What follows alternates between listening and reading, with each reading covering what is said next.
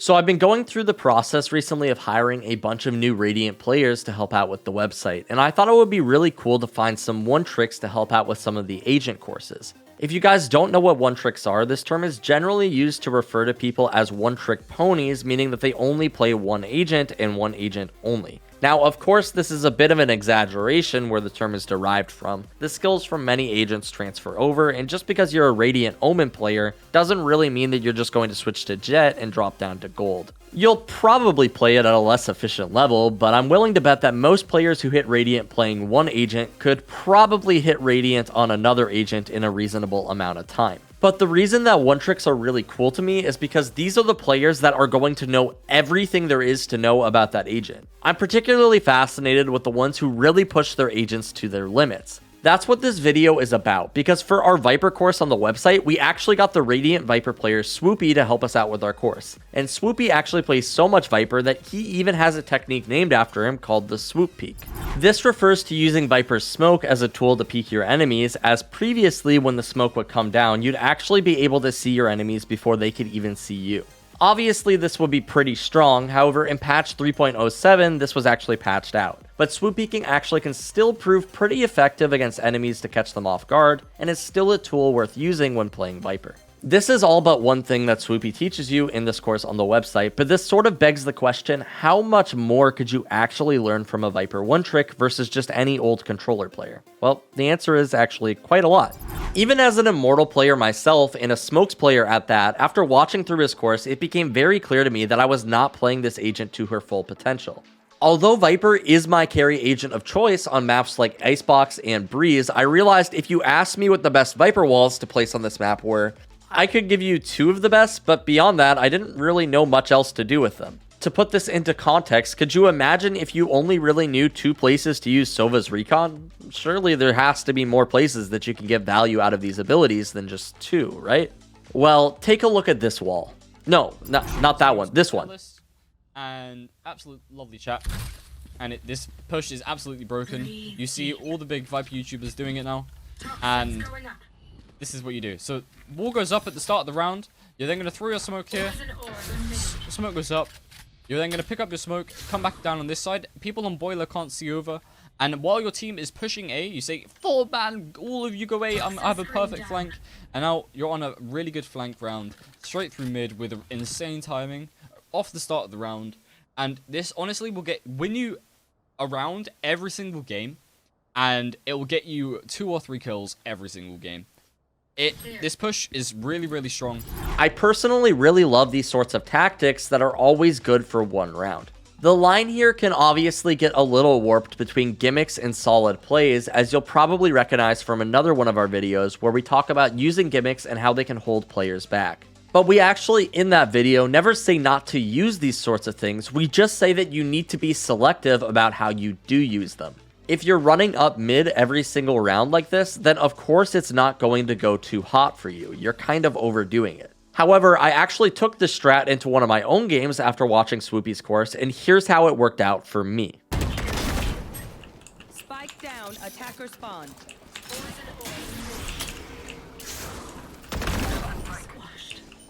Chamber's 20 HP. If you can make it A, I can ult.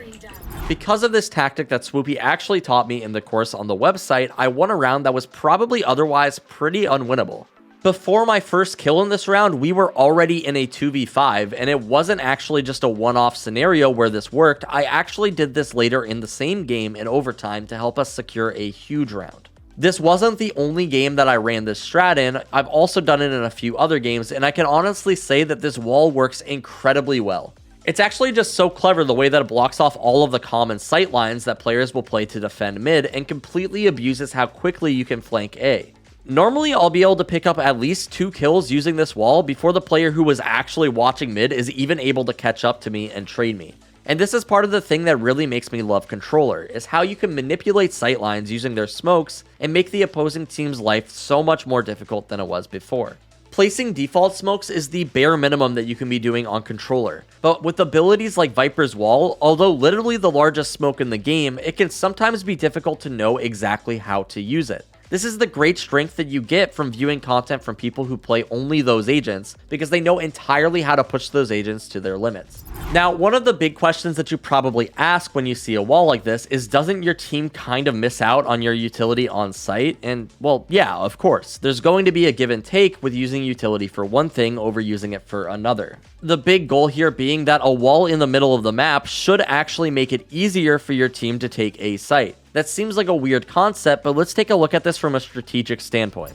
In the middle of the map on Icebox, there are 3 possible locations that the attackers could push from. They could go under tube, they could go through tube, and they can go through middle. Because there are 3 possible locations the attackers could push from, this makes it so there are 3 locations that the defenders need to cover. However, if the defenders are smart, they can actually reduce this number down to just 1 location. They can do this by either having a player watch mid from boiler, or by having a player watch from under tube. This can also, in some situations, even be done with 0 players by using something like a Killjoy turret to watch mid. However, as an attacker, if the enemy team is merely watching the entire middle of the map with just a Killjoy turret, that's not going to be very optimal for us. They have to invest the bare minimum amount of resources towards watching middle because we haven't demanded that they commit anything else. However, now, if we place a wall like this in the middle, this player underneath tube can't really be sure if they've crossed into tube, or even through middle all that much. A player in tube has naturally no idea if they've crossed under or have gone through middle, and a player on boiler can't really tell if they've crossed into tube or even really underneath.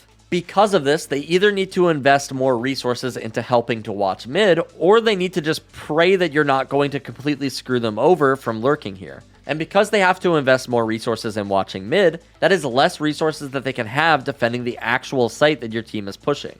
I hope this makes sense on why investing your wall towards the middle of the map could be actually worth it in the grand scheme of things. Not saying you should do this every single round, of course there is a ton of value in having your wall, especially when pushing B site, but I do want to encourage you to think about how you can manipulate the map more with your wall, rather than just placing the same standard walls every single round.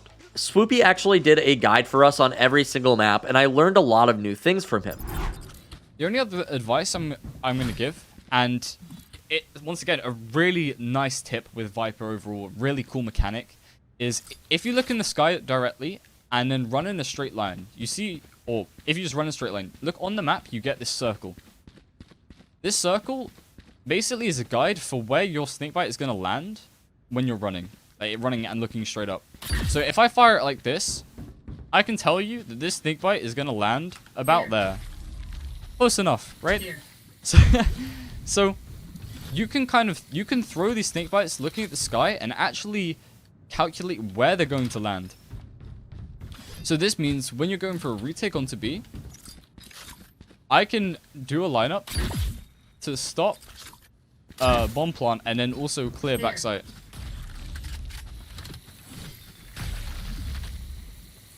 Which is super, super strong. Another thing you can do is if you're walking and then looking up at the sky, it goes exactly about half the distance. So we can do this, and then we can wait. And then we hear it coming to land, and now we're swinging. So yeah, a nice little Viper mechanic there. That is very, very simple to pick up, and just means that you can get some really nice peaks and some really nice snakebite kills that people really don't expect. Particularly, I thought that this was just a really funny bombshell that he dropped on us that I just didn't know was a thing at all. This is just such a funny little tech that I didn't even know existed, and to be entirely honest, I don't think that it's really that much applicable in many situations. Like, very rarely do I have the time to just look up into the sky and fire off a snakebite and then wait for it to land and then peek. And I did actually get an assist from this once when I tagged a player with vulnerable from far away, but especially considering on many maps there's just things in the sky that the snakebite will end up hitting anyway, and it takes a lot more attention to look at a location, look straight up, run, shoot, wait. It's just more of a good to know sort of thing than a really I'll use this every game sort of thing. But that being said, there were so many things throughout Swoopy's course, be it Viper walls, setups, swoop peaks, or just Viper tech like this one that we just showed, where I was like, man, I don't know if I know how to play any agent at this level, and that's why I really wanted to make this video talking about it. If you guys wanted to check out Swoopy's course, that's all going to be available on the website. We even have the first couple chapters in the course free for your viewing, so you can pick up some tips and tricks from one of the Viper gods themselves. Also, I highly recommend checking out Swoopy's YouTube channel as well, as he is an incredible player and makes tons of really awesome content. As always though, my name is King, and we here at SkillCapped want to thank you all for watching. We'll catch you in the next one.